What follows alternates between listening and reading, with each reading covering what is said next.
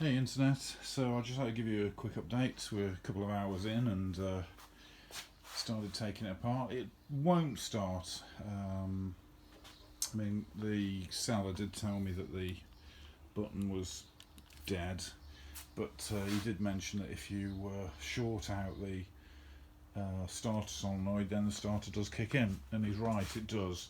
But there's no spark, so the bike won't start. So, of course, start having a bit of a tinker, see if we can find the problem. As you can see, the wiring is somewhat of a mess. I've started running some checks and checking the fuses and what have you, but we're still looking at it now. I took the headlamp out so I could get to the main electrics, and look at this. I mean, this is fantastic. So somebody's had a right good go at this in the past.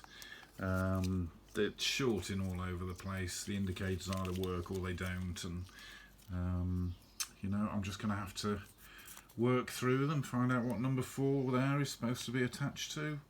Who knows? But the connectors are all really quite bad. But we'll just work through with my voltmeter and see if we can find out what's what.